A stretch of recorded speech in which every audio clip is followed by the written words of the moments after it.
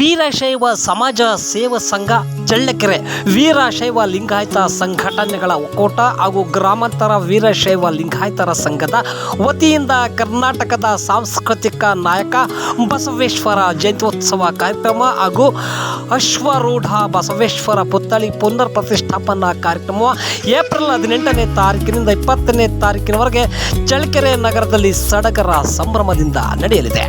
ಶನಿವಾರ ವೀರಶೈವ ಕಲ್ಯಾಣ ಮಂಟಪದಲ್ಲಿ ಬೆಳಗ್ಗೆ 7:30ಕ್ಕೆ ಶರಣ ನಿಡಗಲ್ ಶೆಟ್ಟರು ಪಾಲ ನೇತ್ರಪ್ಪ ಇವರಿಂದ ಧ್ವಜಾರೋಹಣ ಕಾರ್ಯಕ್ರಮ ನೆರವೇರಲಿದೆ.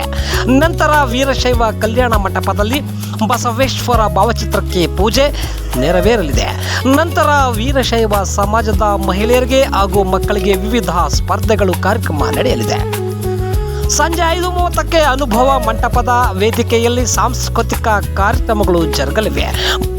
ಭಾನುವಾರ ಬಸವೇಶ್ವರ ವೃತ್ತದಲ್ಲಿ ಅಶ್ವಾರೂಢ ಬಸವೇಶ್ವರ ಪುತ್ಥಳಿ ಪುನರ್ ಪ್ರತಿಷ್ಠಾಪನಾ ಕಾರ್ಯಕ್ರಮ ನಡೆಯಲಿದ್ದು, ಈ ಕಾರ್ಯಕ್ರಮದಲ್ಲಿ ಸಿದ್ಧಗಂಗಾ ಮಠದ ಪರಮಪೂಜ್ಯ ಸಿದ್ಧಲಿಂಗ ಮಹಾಸ್ವಾಮಿಗಳು, ಕೊಪ್ಪಳ ಗವಿ ಮಠದ ಗವಿಸಿದ್ದೇಶ್ವರ ಮಹಾಸ್ವಾಮಿಗಳು ಹಾಗೂ ಕೊರಟಗೆರೆಯ ಸಿದ್ಧೇರಿ ಬೆಟ್ಟದ ವೀರಭದ್ರ ಶಿವಾಚಾರ್ಯ ಮಹಾಸ್ವಾಮಿಗಳು ದಿವ್ಯ ಸಾನ್ನಿಧ್ಯ ವಹಿಸಲಿದ್ದು, ವೀರಶೈವ ಸಮಾಜ ಸೇವಾ ಸಂಘದ ಅಧ್ಯಕ್ಷರಾದ ಕೆ.ಸಿ. ನಾಗರಾಜ್ ಅವರು ಕಾರ್ಯಕ್ರಮದ ಅಧ್ಯಕ್ಷತೆಯನ್ನು ವಹಿಸಲಿದ್ದಾರೆ.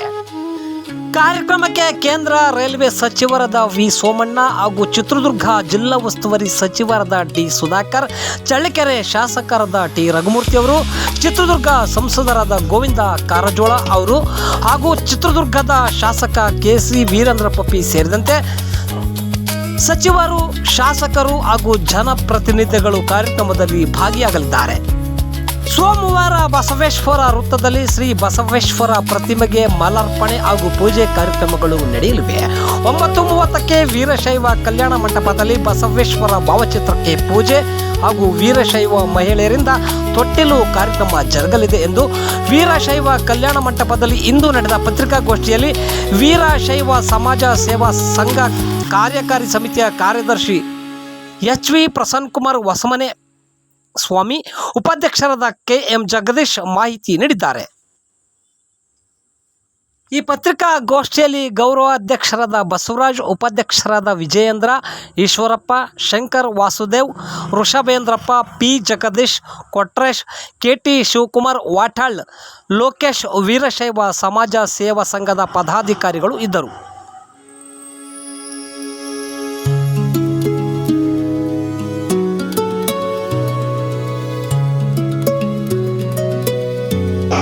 ಕಲ್ಯಾಣ ಮಂಟಪದಲ್ಲಿ ದಿನ ಬೆಳಿಗ್ಗೆ ಸಭಾ ಕಾರ್ಯಕ್ರಮ, ಸಾಯಂಕಾಲ ಮೆರವಣಿಗೆ.